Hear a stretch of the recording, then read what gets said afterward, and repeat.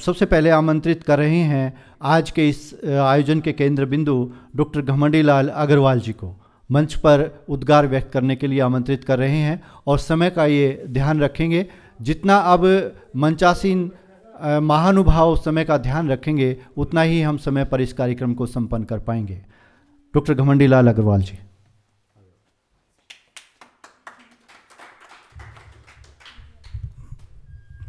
ठीक है। मंच पर आसीन आज के इस समारोह के अध्यक्ष मधुकांत जी, मुख्य अतिथि सिंगला जी और अन्य तथा सभागार में बैठे हुए आज सभी विद्वजन, सभी को मेरा प्रणाम।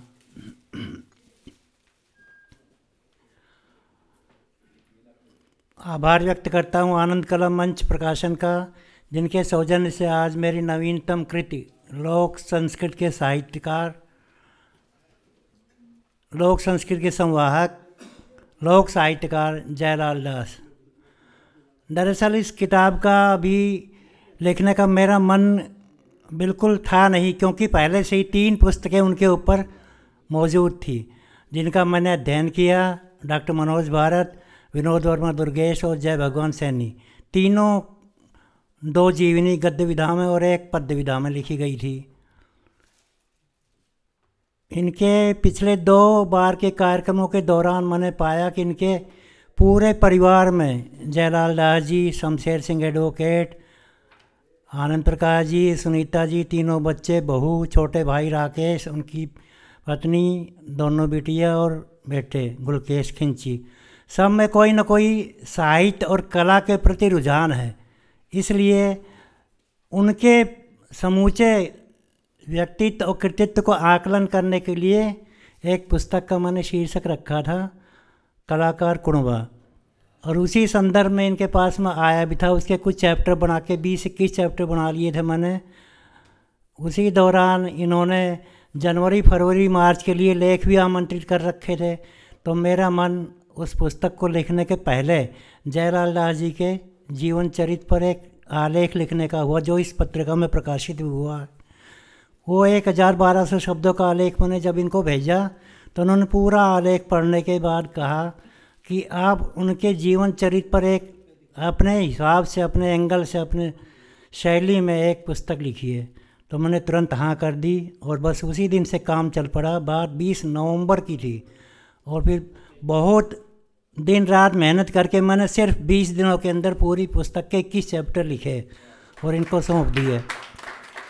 इन्होंने बहुत अच्छे गेटअप के साथ, रंगीन चित्रों के साथ पुस्तक का प्रकाशन किया। जैसे तेजिंदर जी ने बताया, उनमें 5-6 चैप्टर मैंने ऐसे कुछ अलग से जोड़ने की कोशिश की। अभिनंदन गीत, उनके ऊपर लिखे गए आलेख और 2017 से 2024 तक के प्रत्येक समारोह की विस्तृत रिपोर्ट 12-13 पेज में, चित्रावली,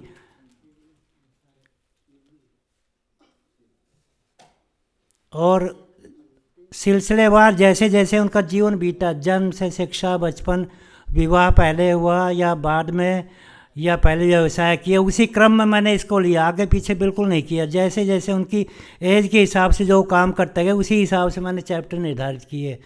लोक साहित्य, साहित्य क्या है, फिर जन्म, शिक्षा, विवाह, नौकरी, व्यवधान, पारिवारिक जिम्मेदारी, अपनों के जाने का दुख, उनके ऊपर, उनकी याद में, और एक मैंने और चैप्टर इसमें जोड़ा, उनकी स्मृति में किए गए समारोह, आयोजित समारोह।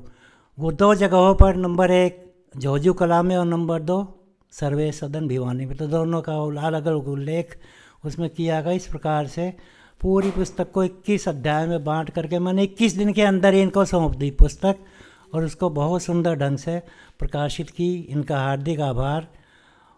उनके जीवन चरित्र को अध्ययन करने के बाद मैं ये 2 लाइन कहूँगा।